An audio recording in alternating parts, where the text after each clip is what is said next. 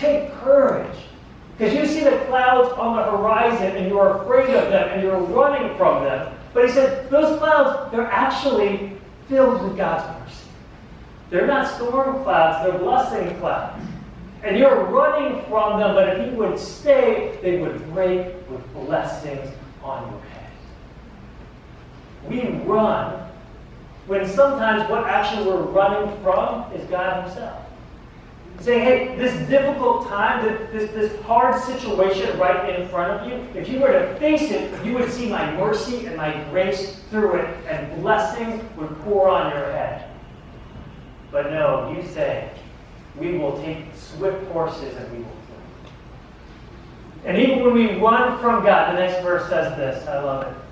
It says, yet the Lord longs to be gracious to you.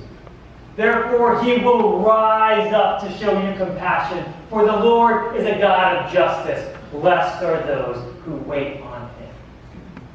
God himself, even when we run from him, he's longing to show us compassion, longing to show us his love for those who wait on him. What an amazing thing that God wants to bless you, he wants to reach out to you, but he'll only be able to do that when you're face to face with it. He can't bless you from behind when you're running away from him. He said, if you would turn towards me, I would bless you. Blessed are all those who what? Wait for him. Who wait for him. That's a hard thing, guys. To wait.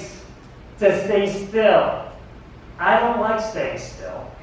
I don't like being quiet. In general, I'm an active person, I'm a noisy person, and that sometimes gets me in trouble. Because that whole waiting on the Lord, and being still, and being quiet. And I noticed kind of how noisy I am this past week when we were in Japan. Because Japan is a different culture, and for me, in general, it's just quiet. You know, you meet it with a lot of people, and you know, Tokyo is a busy place, but in general, compared to like New York City, like, it just feels quiet. And for me, like I said, I'm someone, when I walk around San Jose, I'm kind of like singing and dancing and moving all the time, which is barely appropriate for America. It's definitely not appropriate in Japan, so I'm trying to keep it together. But Japanese culture is also very vibrant. And there is a lot of energy, but it's kind of in specific arenas. There's certain times and places. And one of those times where the energy really comes out in Japan is sporting events.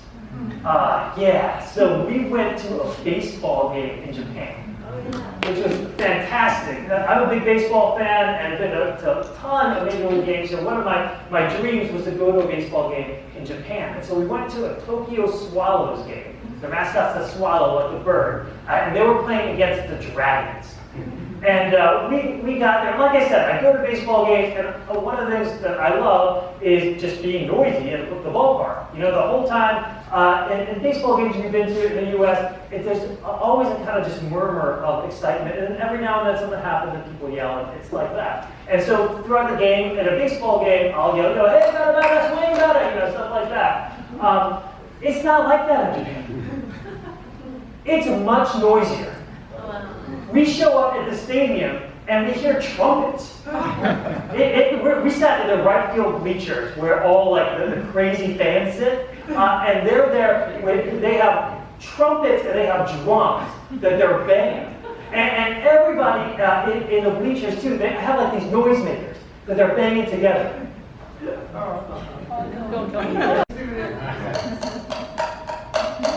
And these aren't for me. Jada wanted them. Of course. So they have these noisemakers, and I know it sounds like a little noise, but imagine this times thousands of people. And they're banging them. But what's different, whereas in America when people just yell, it's just like crazy noise, but it's all coordinated songs and chants. So there's like a guy out there and he's got a big sign to show everybody what the next song is. And every batter that gets up, all the fans, they have a song for each batter. So like Nori Aoki comes up and all together, thousands of people, okay, whoa, whoa, okay. It's amazing. Thousands of people same thing at the same time, and it goes nuts.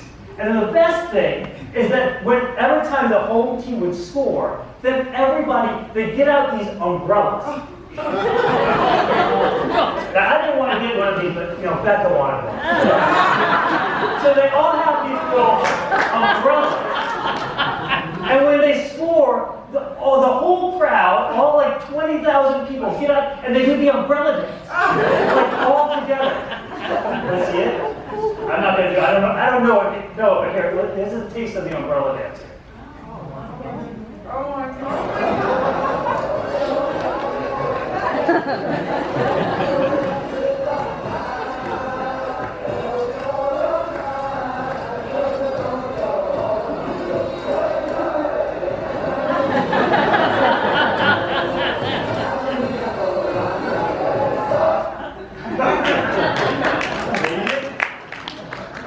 That's thousands of people all coordinated together, just making a chant. It's incredible.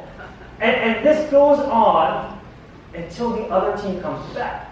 Then the other team comes back, and everyone's quiet. And I'm like, oh, okay, this is great. Like, yeah, let's go. And then it changes. Because now it's time for the other fans to cheer. They let the visiting fans come in, and they bring their own drums and their own trumpets, and in the left field, all the Dragons fans are cheering.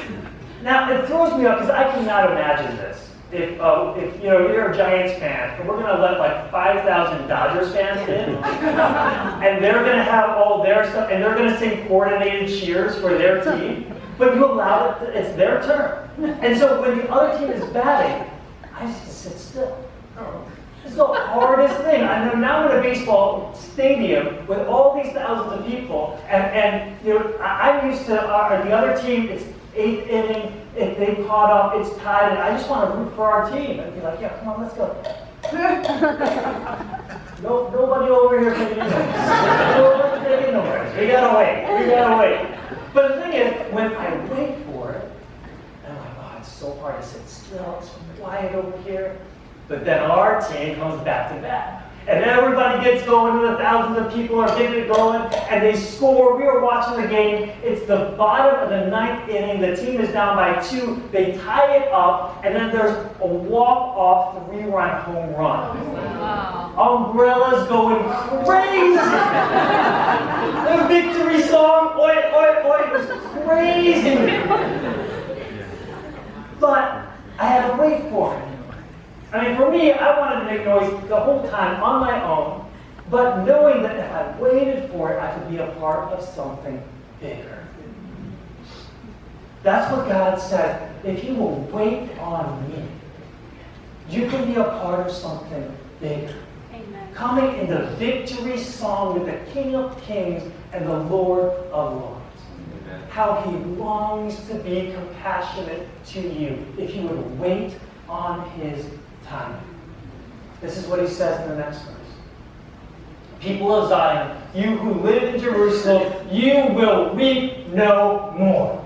How gracious he will be to you when you cry for help. As soon as he hears, he will answer you. Although the Lord gives you the bread of adversity and the water of affliction, your teachers will be hidden no more. With your own eyes, you will see them.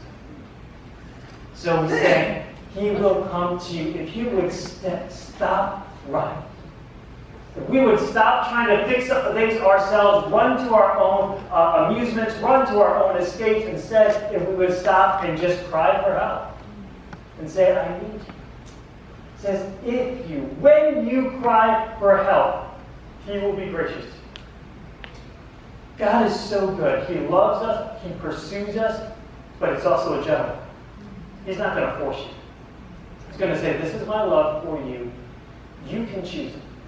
And if you're going to run from me, if you're going to get on swift horses and flee, then you will run.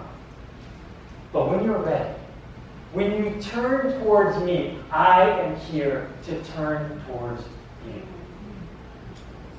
But it's our choice. And what we do, we have to be honest with ourselves. We have to be real with ourselves. And many of us say, I'm not running from God. I pray to God. I ask him all the time to bless me. I ask him all the time to help me. I ask him all the time to do stuff for me. And then I go and do it myself. And yet, for us to receive God's love, we have to stop and be present with Him and say, Lord, have your way. And he says, when that happens, he says, although the Lord gives you the bread of adversity and the water of affliction, your teachers will be hidden no more. And what that means is that when we come to the presence of God, when we stop, we'll realize that some of the difficulties that we've been going through are actually our teachers. That we're not to run from them. We're not to run from trial. We're not to run from adversity. But God said, if in the midst of that adversity, that you will come with repentance and rest, with quietness and trust, you will find your strength. It's an invitation of God saying, let's do this together. Let's live this life together. Don't run from it. Let's run together. And as you wait on me, he's not saying do nothing. He says, wait on me, and you will find your strength in me, and we will overcome this together.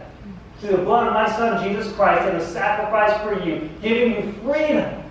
Let's walk in this together. And then it says, in verse 21, and then whether you turn to the right or the left, your ears will hear a voice behind you saying, this is the way, walk in. And this is another one that's pulled out, and just said, oh, we like this.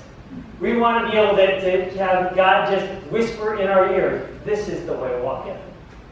But we can't take it out of context. That happens when we are still before God. For those who wait on the Lord, for those who listen to Him. And then He says, I will show you the way to go. Too often we just want to know and ask, well, what's God's will for my life? Will He just tell me what to do? God's will for your life is for you to trust Him. His will for your life is for you to come to Him with repentance and rest, with quietness and trust. And as you do, He'll guide you. And it's amazing here, it doesn't say, and then He will give you the roadmap, and you'll figure it out on your own. Instead, He says, no, just go. And when you reach the fork in the road, I'll tell you left or right. But you're only going to be able to listen if you've been quiet and still before. This is the life that God has for you. For us not to run anymore, but to stop running. Receive His love and salvation as we do receive His direction.